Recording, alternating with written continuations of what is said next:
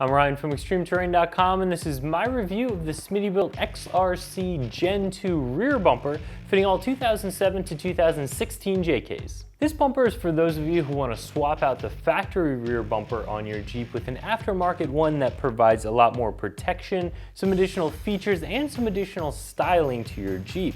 This bumper is packed full of all the features you would normally want to see in a rear bumper, and it does it with a bit of a unique style. This thing definitely looks different than a lot of the other bumpers on the market. It will definitely go well with your XRC front bumper if you wanted to match, or with any other aftermarket front bumper.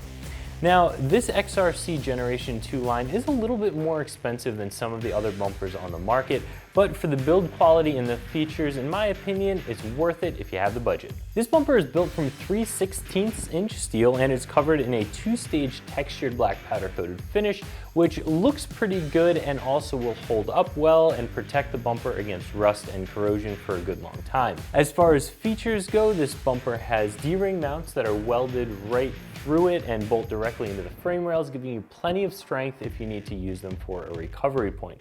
It also has a 2-inch receiver that is a Class 3 tow-rated receiver right in the center, so it gives you the option to tow a light trailer if you decide you want to, or use that as a third recovery point. The bumper is going to be more than strong enough to tow whatever trailer the Jeep can tow, so your towing capacity is going to be limited to the towing capacity of the vehicle.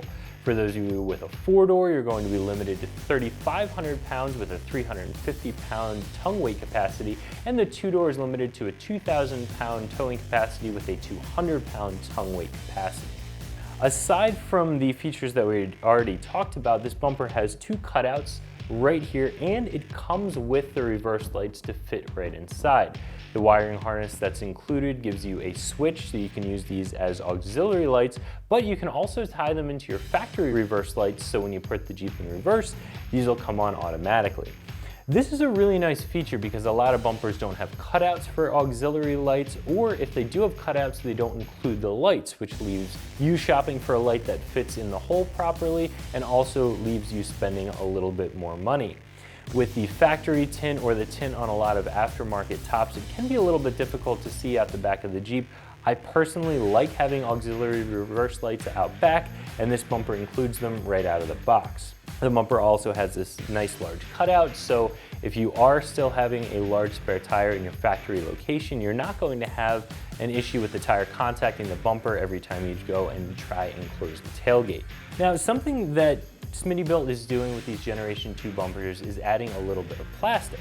Now, the plastic pieces aren't covering up holes in the bumper, they actually go right over top of the solid steel. So in my opinion, they're more of a styling modification than anything else.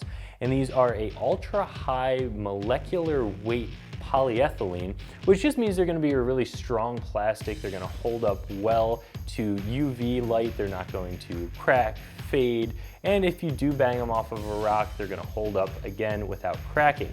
Of course, you will be able to mar them because it is just plastic, but they do add a little bit of a styling cue that a lot of other bumpers don't have. The plastic, along with the other angles that are built into the bumper, do make it a little bit unique looking. This bumper can also be used with Smittybilt's XRC tire carrier. It's designed to be used with that carrier, so you would just take off this plate right over here, install all of the hardware and the mounting bracket for your tire carrier, and you can turn this right into a tire carrier. Now, if you're not using a tire carrier, you do have these 2 stainless steel plates right up on top of the bumper. One of them has XRC laser cut into it. In my opinion, I don't really like the silver with the black. I would probably go ahead and spray paint those, but some of you guys may like the silver, and if you don't, you can always change it up.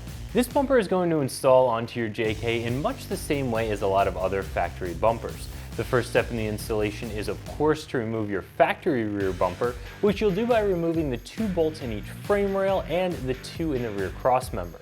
Once you have the factory rear bumper pulled off, you can remove the rear tow hook if you have one, and then start installing your new bumper. The first step in the installation is to slide the nut plates inside of each frame rail.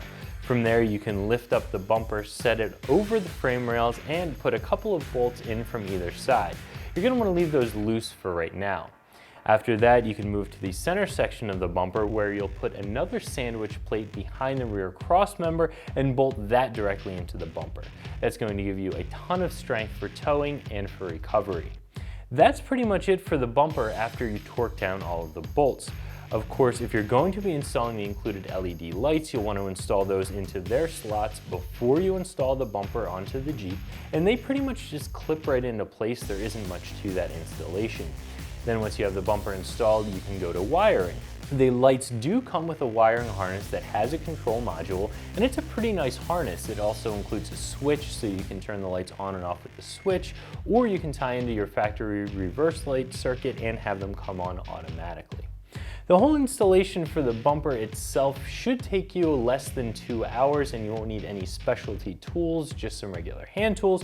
However, the lights and the wiring may take you a little bit longer depending on how clean you want to do the wiring and where you decide to mount your switch. This bumper is going to be a little bit more expensive than some of Smittybilt's other options. Now, there is a little bit more to this one as far as the lights go, the material, the features, just the design in general. So a little bit of that price I can certainly understand.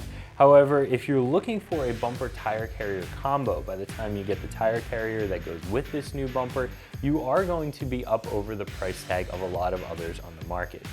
That being said, this is a new bumper, so if you want to have something that's a little bit unique that not a lot of other people are running, if this has the features and the looks you're after and you have the budget for it, I don't have anything bad to say about this setup. So if you're looking to swap out the factory rear bumper on your JK with one that has more features, better looks, and some auxiliary reverse lights built right in, I would definitely recommend taking a look at the Smittybilt XRC Gen2. So that's my review of the Smittybilt XRC Gen2 rear bumper fitting all 2007 to 2016 JKs that you can find right here at ExtremeTerrain.com.